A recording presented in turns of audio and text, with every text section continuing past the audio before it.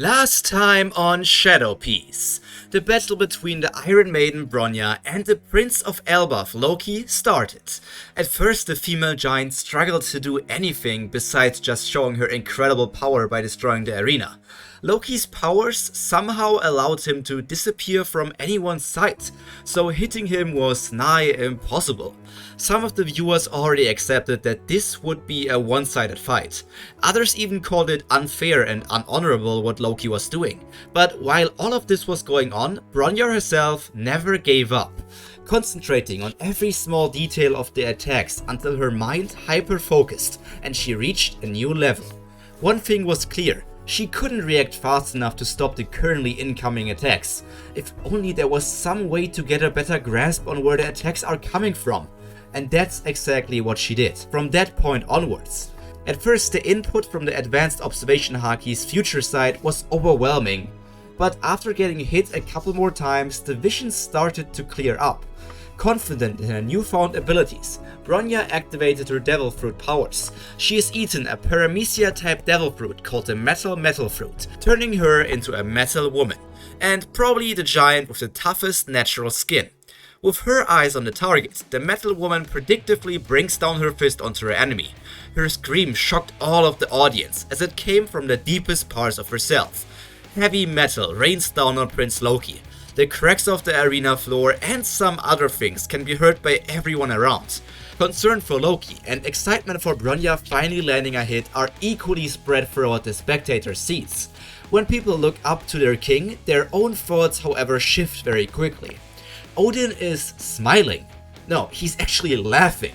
He may be a warrior as well, but everybody knows he wouldn't react like this if his son was in serious danger, because he is a very doting father. And exactly when the citizens notice that, Loki appears a bit distant from Bronya. He's bleeding, so he did get hurt, but he's not the only one. The female giant's arm is covered in her own blood. It's as if her blood vessels just burst and she got hit by some sort of recoil damage. I may have underestimated you, Iron Maiden Bronya. Out of respect, I will now use my full power for the remaining battle. Bronya is shook. The prince didn't even take her seriously so far?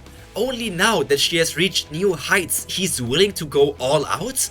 Is this disrespect or was he just so confident? She slowly gets back on her feet. Using future sight already takes all of her concentration. So once again she closes her eyes and what she sees before herself surprises her more than anything else in this battle. Loki moves around in a bizarre manner. It almost looks like a dance. The audience is on the edge of their seats. Everybody is staring. Will Bronya surpass herself once again, or will whatever Loki is doing be enough to shift the favor back into its corner? It doesn't take long for something to happen on the arena. Dust gets thrown up by the steps of Loki, but it's not enough to block anyone's vision. So now the spectators get to see what Bronya already saw in the future. Suddenly, out of nowhere, the battlefield is filled with way more than two fighters. In the center of it all, Bronya is still standing. But around her, tens of different Lokis can be seen, and they don't appear to be illusions either. While some of them are slightly taller, thinner, more muscular, or have no beard, they all interact with the world like real people. Sounds come from their steps and breathing.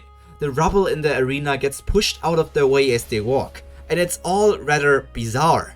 To everyone it's obvious who the original Loki is because of his appearance, and compared to all the other princes, he is huffing as if he has just done something incredibly exhausting. The Iron Maiden is in a difficult situation. Dealing with one Loki was already troublesome, and now there are multiple of him? Man, what a hassle. The only good news are none of them are doing the attacks where he just disappeared.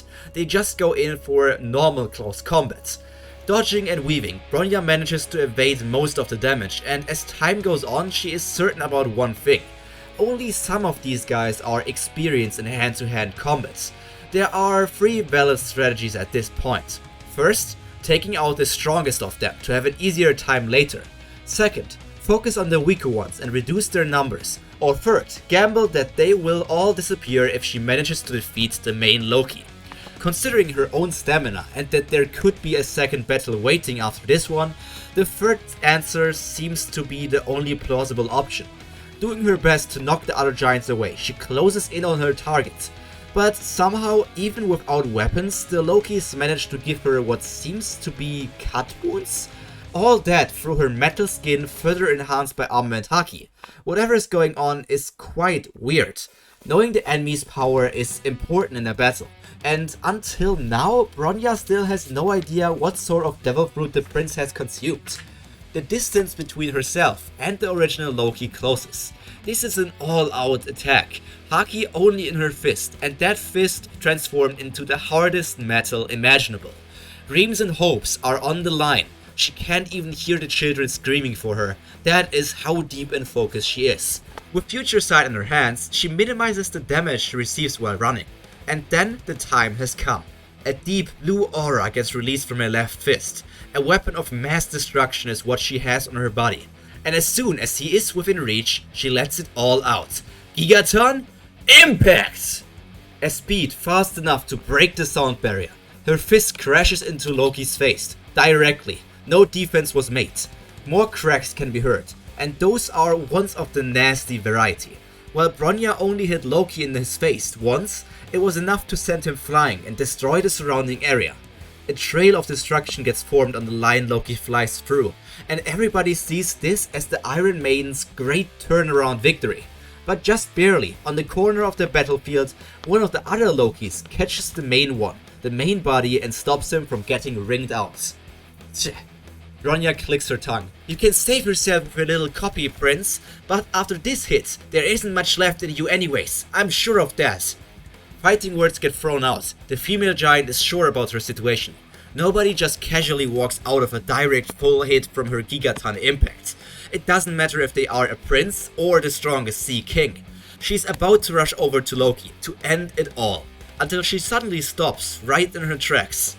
That's nasty, she whispers to herself. With no hesitation, she moves her arms up into the air and says, I give up. The audience is caught completely off guard. Why would she just surrender like that, especially considering the situation we're currently in? Wasn't she just in an advantageous position? Experienced warriors, however, nod their heads in unison. A smart decision. A wise warrior knows when to give up. For everybody incapable of understanding the situation, it becomes a lot more apparent in a moment. All around Bronya, versions of Lokis appear. She is unable of moving away, or else they would strike her down and finish this bout. It was a battle with twists and turns, and while Bronya is sad about giving up on her wish, getting hurt anymore would also make all the other orphans worry about her, and that is never good. If somebody only looked at the state Prince Loki and Iron Maiden Bronya were in at this very moment, they might even mistake who the winner of this battle was. But dealing more damage to your opponent doesn't always make you the winner. King Odin stands up from his seat. Even if all the giants lose their composure, he as the king has to remain level-headed. And with this, the second battle has come to an end. The winner is our all, Prince Loki. Confused cheerings come from the ground. The results may be unexpected, but the battle in itself was magnificent. After repairing the arena, we will immediately start with the third battle of the first round. Everybody, prepare yourself for the visiting giant Magnus and the mountain slayer Sigurd. The home advantage can already be felt, and Sigurd, the giant with white hair, is taking it all in. Magnus, on the other hand, is nowhere to be seen.